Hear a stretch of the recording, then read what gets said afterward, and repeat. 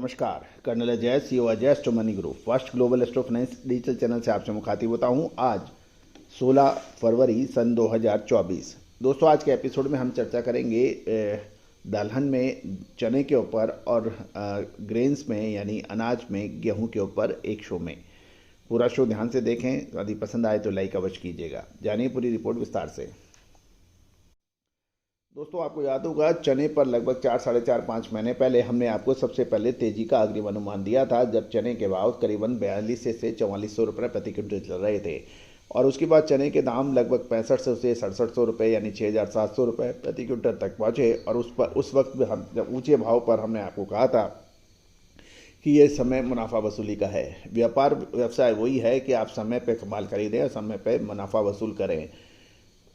ये कभी नहीं हो पाता है कि मैं सबसे नीचे में माल खरीदूंगा और सबसे ऊंचे में माल बेचूंगा, ये कभी नहीं होता।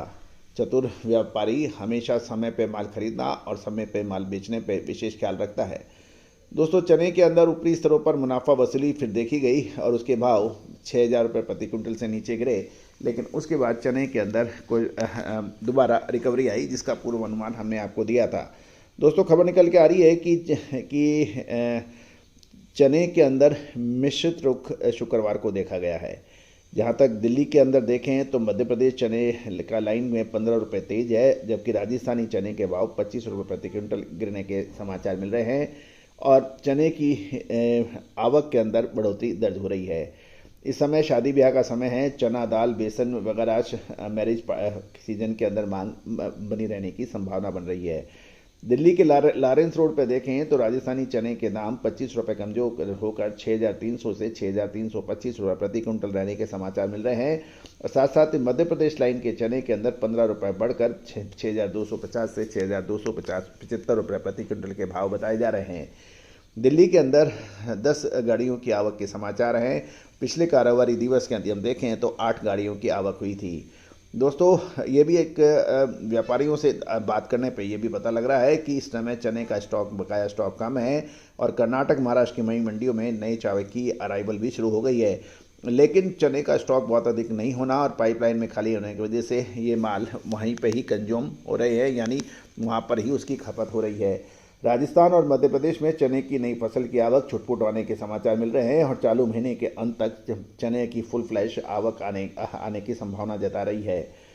दूसरी ओर नाफेड ने फसल सीजन 2023 के चने की बिक्री बंद कर दी है। दोस्तों, एक और महत्वपूर्ण प्रश्न यह है कि अब एक कयास लगाया जा रहा है कि चने के दामों को बढ़ोतरी देख के कभी भी इसके ऊपर कोई नई सूचना या प्रतिबंध लग सकता है। अतः कि व्यापारियों को अब डर है कि अब ऊंचे भाव के ऊपर अब इसके अंदर मुनाफा वसूली कर लेनी चाहिए या अपना कुछ स्टॉक जरूर क्लियर करना चाहिए। गौरतलब है कि समय पर मुनाफा वसूली हमेशा से ही बेहतर होती है और चाहे चने का उत्पादन तय मानक से कम होने का समाचार मिल सकते हैं, संभावना है, लेकिन फसल इसकी आने का समय हो गया है। जहाँ तक अब गेहूं का सवाल है कि रबी की प्रमुख फसल चने के बाद हम चर्चा करेंगे गेहूं पर। गौरतलब है कि गेहूं का जहाँ तक सवाल है, गेहूं का समर्थन मूल्य अभी 2275 रुपये प्रति क्विंटल है और सरकारी खरीद इस दर पर शुरू होती है तो मंडी में कीमतें मौजूदा 2400 से 2425 रुपये से घटकर 2250 से 2275 के बीच हो सकती है। और यदि सरकारी खरीद के अंदर बोनस डिक्लेयर होता है तो इसके दाम बोनस के राशि के आधार पर मजबूती दिखा सकते हैं। गौरतलब है कि अभी मौजूदा समय के अंदर गेहूं के भाव के ऊपर काला सागर में स्थित व्यवधान के वजह से गेहूं का कारोबार CNF 275 रुपये प्रति टन पर हो रहा है, जो कम निर्यात के कारण अब स्थिर बताया जा रहा है।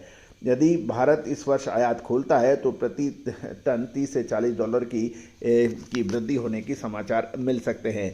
गौरतलब है कि अब रबी की प्रमुख खाद्यान्न गेहूं की फसलों पर तापमान का असर काफ़ी पड़ सकता है और अगले 15 दिन इस चीज़ के लिए महत्वपूर्ण साबित हो सकते हैं। दूसरी ओर यदि हम देखें कि बाजार के लिहाज से यदि भाव देखें, दिल्ली में अभी 50 रुपये प्रति क्विंटल की गिरावट के साथ 2500 रुपये प्रति क्विंटल पे कारोबार होने के समाचार मिल रहे हैं। बिहार में गेहूं की कीमतें 10 रुपये प्रति क्विंटल घटकर 2560 रुपये प्रति क्विंटल तक पहुंच गई है। साथ साथ ओपन मार्केट सेल स्कीम की आपूर्ति में वृद्धि के कारण कोलकाता में 10 रुपये प्रति क्विंटल की गिरावट के साथ 2690 रुपये प्रति क्विंटल के भाव बताए जा रहे हैं।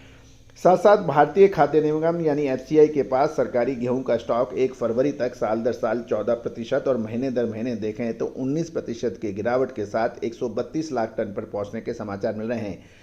लगभग 7 साल के निचले स्तर पर होने के बावजूद गेहूं का बफर स्टॉक मानक आवश्यकताओं से अधिक है, जो आने वाले हफ्तों में कीमतों में किसी प्रमुख तेजी की संभावित नियंत्रण करने के लिए ये पर्याप्त स्टॉक माना जा रहा है।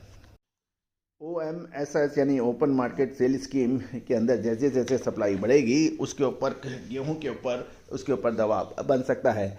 अब किसान और व्यापारियों की नज़र सरकारी MSP यानी न्यूनतम समर्थन मूल्य पे गेहूं की खरीदी या उस पे बोनस के ऊपर लगी हुई है।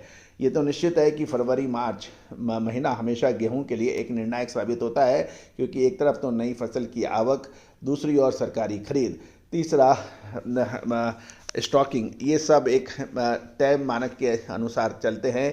तो लेकिन अभी कुछ समय गेहूं और चने के अंदर वेट एंड वॉच की स्थिति रखनी उचित रहेगी। कोई बड़ा रिस्क लेना उचित नहीं लगता है। दोस्तों, हमारे चैनल पे आपको कैसा लगता है अपनी राय अवश्य दीजिएगा। All the very best, good luck, happy trading.